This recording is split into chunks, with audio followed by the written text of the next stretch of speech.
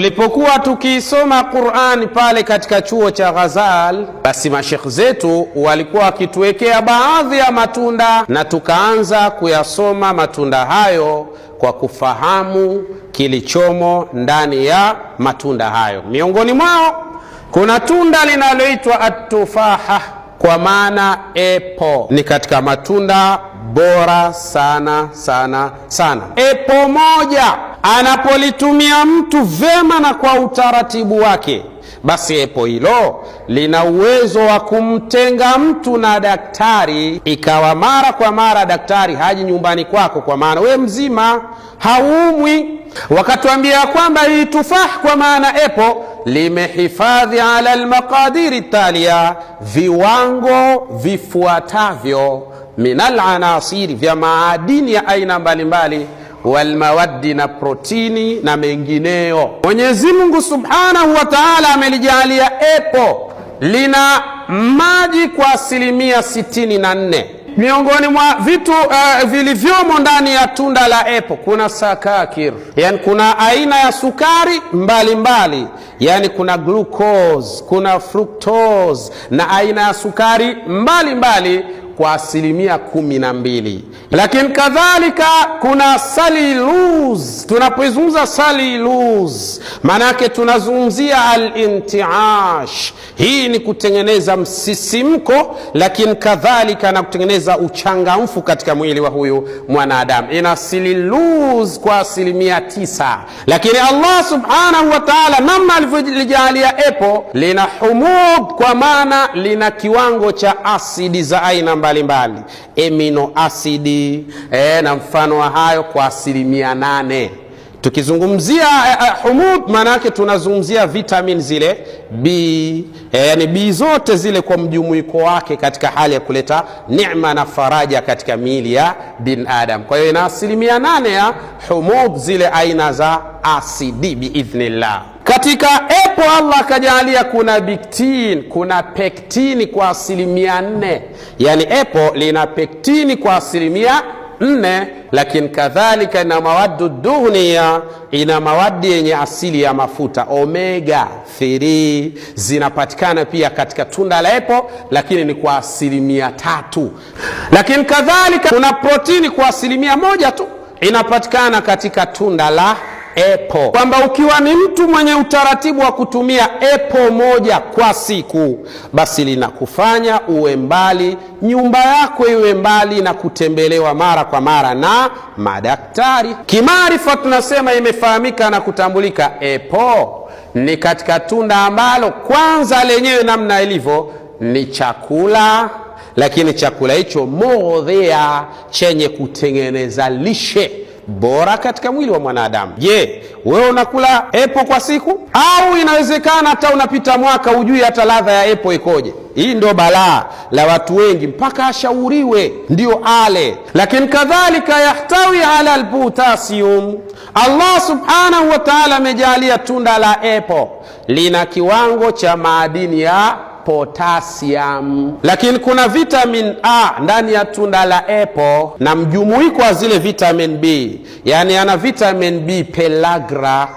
Ukisikia vitamin B pellagra, na kuna vitamin B thiamine, ambazo hizi ni mujarrab, inazuia kupasuka pasuka kwa ngozi. Lakini kadhalika vitamin C, ndani yake kuna vitamin C, kama jinsi ambavyo tumeona imeambatana na mada inaitwa cellulose. Cellulose ni nini? Hutengeneza nishati hasa na kutengeneza lishe, lakini kadhalika na kutengeneza msisimko katika sehemu ya utumbo mpana. Pektini hii inapatikana katika lile gamba la epo. Kwa hiyo kuna watu wanachukua epo, anamenya, anatoa yale magamba. Umefeli wewe. Yani chukua lile epo vile vile na maganda yake, lioshe vizuri, tafuna hilo epo, kula kwa utaratibu ambao ulikuwa bora. Kwa kupatikana pektini, basi inapunguza na kuondosha kiwango cha cholesterol au mafuta yaliyotuama na yakaganda katika sehemu ya mishipa ya damu biidhnillah subhanahu wa ta'ala. Iwapo mtu atakuwa na tabia ya kutumia epo moja kwa kila siku, mtu huyo anaweza kupunguza na kumaliza kabisa matatizo ya moyo. Lakini kadhalika epo ni tunda bora sana katika kupunguza na kuondosha kabisa tatizo la mtu anayeharisha kwa muda mrefu, na ina msaada mkubwa katika kuyayusha na kuondosha vijiwe vilivyojitengeneza katika sehemu za figo za huyu mwanadamu. Wewe unakulaje epo? Unakula epo kama tunda upate ladha na kufurahia, au unakula epo kama dawa ili upate ponyo na mwili kuwa imara? Kula matunda kabla ya chakula kunatengeneza afya ya mwili wa mwanadamu. Kuna watu huwa wanakula matunda baada ya chakula, yani mtu anapopata fursa ya kula matunda kabla ya kula unachokila, kuna faida nyingi sana zinazorejesha afya kwa mlaji anayeanza matunda mwanzo baada ya kala hicho anachotaka kula. Kuna faida kubwa sana za kiafya. Matunda yamehifadhi aina ya sukari inayoitwa basita. Sukari basita ni nyepesi mno kumeng'enywa na ni nyepesi mno kuyayuka katika mwili wa mwanadamu. Ukila tikiti maji ukasikia ladha ya utamu, ni sukriyatun basita. Katika tumbo la mwanadamu, hasa katika sehemu inaitwa al-am'a, utumbo mpana, hapa katika utumbo mpana kuna tezi. Tezi hizo ili mwanadamu asikie njaa huwa zinatengeneza aina ya hormone inaitwa aljarilin. Aljarilin ni hormone ambayo inamfanya mtu ahisi njaa, kwa sababu ikishatengenezwa ile hormone inatonea katika damu, inapeleka taarifa haraka sana tahta almihad, chini ya ubongo wa huyu mwanadamu. Ubongo unatoa tafsiri ya kwamba katika tumbo la chakula hamna kitu, ndio wewe unaanza kusikia njaa, unasema nasikia njaa kweli. Lakini ili ushibe katika tumbo la chakula, pia tezi hizi huwa zinatoa aina ya hormone. Hormone hiyo inaitwa aliptin. Aliptin ni aina ya hormone ambayo ikizalishwa katika maeneo hayo inamfanya mtu kujihisi kashiba. Sasa iwapo utapata fursa ya kuanza kutumia matunda mwanzo, kunachotengenezwa ni nini? Kwa kuwa matunda yana sukriyatin basita, yana sukari nyembamba, sukari ambayo ni nyepesi sana kunyonywa katika mwili wa mwanadamu. Tunapoizungumza sukriyatin basita, maana tunazungumza glucose, tunaizungumza fructose, tunaizungumza amylose na zingine nyingi ambazo zinatokana na asukriyat. Kwa sasa zinapozaliwa hizi zinatengeneza utumbo wa chakula au utumbo mpana, kuwa tayari unahisia kwamba mwili haujapungukiwa na jambo katika mazingira kama haya. Kwa hiyo ukienda sasa kuingia katika chakula utakula kiwango cha kutosha, sio utakula gunia zima tena. Lakini utumbo mpana huwa una tabia ya kunyonya aina za sukari hizi, fructose, glucose, amylose na mfano wa hayo. Huwa zinanyonywa hizi katika muda mfupi sana, zinanyonywa vizuri, ndio unasikia mwili wako umekaa sawa sawa. Kwa hiyo yani ukijisikia hamu ya kula, anza na matunda, tafuta tikiti maji angalau kipande kidogo, pate machungwa kidogo ikiwezekana, alafu kaa dakika 15 mpaka 20, piga ugali wako, mwili utakuwa imara, mambo yatakuwa vizuri, afya itaendelea biidhnillahi alkarim. Mtume sallallahu alayhi wasallam anasema, samillaha wakul biyaminik, mtaje Allah subhanahu wa ta'ala, kwa maana unapotaka kula sema bismillahirrahmanirrahim, alafu wakul biyaminik, na ule kwa mkono wako wa kulia. Hii usaidia sana kupangilia kiwango cha asidi katika mwili wa mwanadamu. Kwa nini inasaidia kupangilia kiwango cha asidi katika mwili wa mwanadamu? Mwanadamu unapokula chakula na ukashika kile chakula kupitia katika mkono wako, hasa katika asabi, vidole hivi vya mkono, unashika chakula chako, kuna enzyme ambazo zinatoka katika mkono wako hapa. Enzyme hizi zinaanza kumeng'enya kile chakula. Baada ya kuwa imemeng'enya kile chakula, maana yake ni nini? Utaweka mdomoni, kitameng'enywa tena, utakula, kitakwenda katika sehemu ya tumbo la chakula. Ndani ya tumbo la chakula kuna vitu vinavyoitwa alhumudha, kwa maana kuna vitu ambavyo tunaita asidi. Asidi hii kazi yake ni kusaidia kumeng'enya chakula. Kwa kuwa tayari kimeanza kumeng'enywa mkononi, kitakuja kitameng'enywa tena katika mdomo vizuri, maana yake ni nini? Itapelekea kupunguza kiwango cha asidi katika mwili wa mwanadamu. Wapo baadhi ya watu wanapata madhara ya kuwa na vidonda vya tumbo kwa sababu asidi imekuwa nyingi katika matumbo yao, na huu ni kwa sababu ya uzungu usiokuwa na maana. Anakula kwa kijiko au kwa vijiti, hataki kutumia mkono wake. Mwingine anashika tishu, tishu ndo analia chakula, mkono wake hautakiwi. Yeye anaona uzungu, kumbe anapata madhara bila mwenyewe kujijua. Yaliyoelekezwa na Bwana Mtume Muhammad yote yana faida katika maisha ya mwanadamu, lakini mkono huu wa kulia, kwa maana unapofanya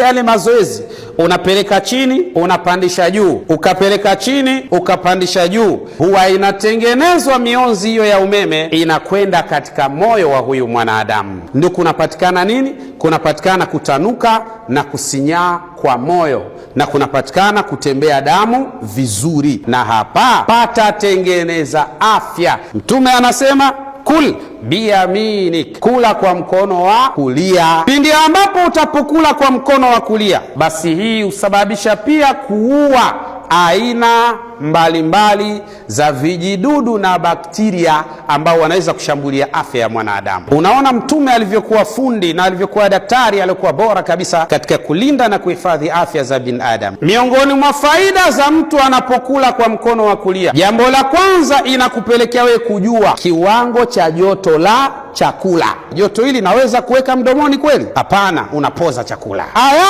maji yanayotoka katika mkono wako yakaambatana na kile chakula, basi huua hutengeneza kinga kutokana na bakteria, na hivyo kuleta manufaa katika chakula. Basi kula kwa mkono wa kulia kunatengeneza mfumo wa mzunguko wa damu kuwa vizuri. Lakini kadhalika kwa mtu akila kwa mkono wa kulia, hii inasaidia sana kuondosha au kupunguza kwa kiwango kikubwa maradhi yanaitwa Zuhaimar. Zuhaimar ni maradhi ya kupoteza kumbukumbu. Sasa ukila kwa mkono wa kulia, hii inakulinda kwa sababu inaua bakteria wengi ambao wanaweza kuleta madhara katika sehemu inaitwa adhakira katika ubongo wa huyu mwanadamu.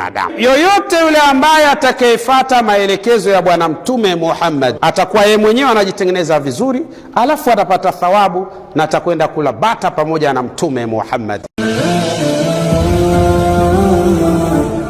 Mtume sallallahu alayhi wasallam anasema at-talbinatu mujammatu li fuadil marid wa tudhhib bi ba'd al-huzni. Mtume sallallahu alayhi wasallam anasema talbina ina uwezo mzuri wa kutengeneza vema moyo wa mtu mwenye maradhi ya moyo, lakini talbina ina uwezo wa kuondosha baadhi ya huzuni na matatizo ya stress pamoja na mengi. Nini hiyo talbina? Talbina hii huwa inatengenezwa kutokana na vijiko viwili vya ngano halisi, vya unga wa ngano ulio halisi kabisa. Lakini kitu cha pili, kuwe na glasi ya maziwa, na kitu cha tatu, kijiko kimoja au viwili hata vitatu vya asali ya nyuki na glasi ya maji. Hapa vinapatikana vitu vinavyoitwa nini? Talbina, kwa maneno ya Bwana Mtume Muhammadin. Inafanywaje? Inawekwa ala narin hadiatin, katika moto hafifu.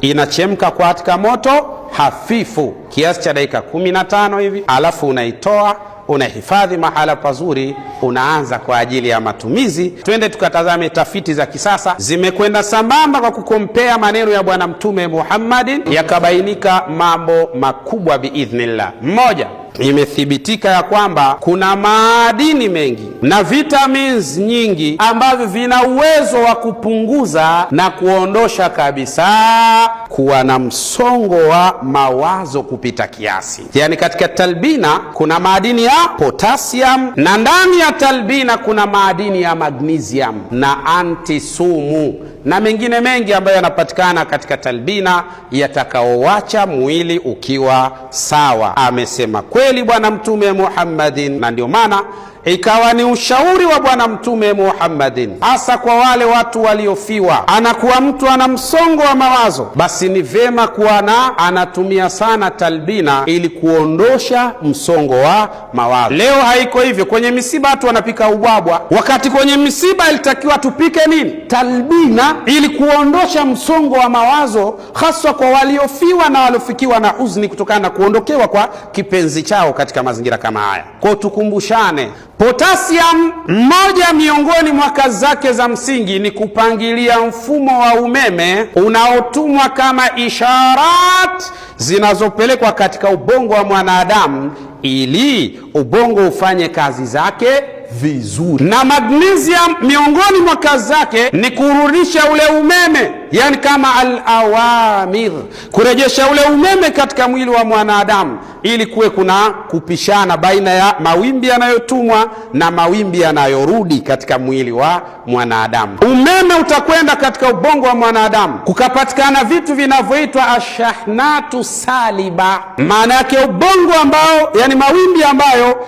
yanapokea yani ubongo unapokea umeme kwa wingi, lakini umeme wenyewe haurudi tena katika mwili, unabakia pale pale.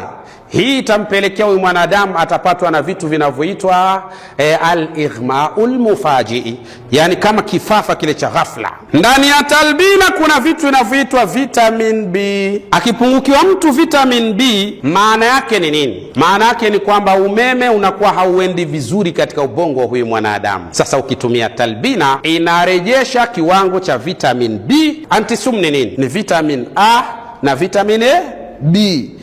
Tukizungumzia A na B tunazungumza A zote na B zote. B pellagra inazuia kupasuka kwa mifupa, B thiamine, tunazungumzia B, yani zile B zote, B12, B6, sawa. Talbina imeonekana kwa kuwa ndani yake kuna ngano halisi, ina uwezo wa kuwa ndani yake ina aina ya asidi inaitwa amino asidi, ambayo amino asidi inaitwa taribotofan, kwa sababu amino acid zimegawanyika sehemu 20 shekhi.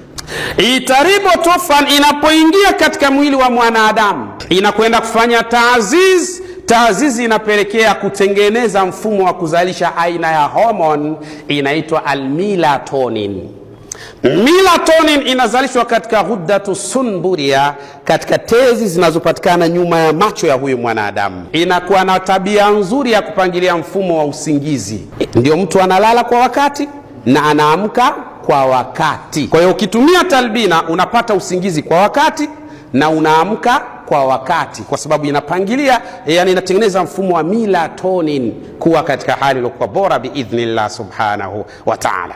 Wazee kwenye msongo wa mawazo watumie sana talbina. Watu kwenye misiba tumia sana talbina. Talbina ukiitumia vizuri, mapigo ya moyo yanakwenda sawa, mwili una relax biidhnillah, msongo wa mawazo unapotea, basi furaha inatawala biidhnillah subhanahu wa ta'ala.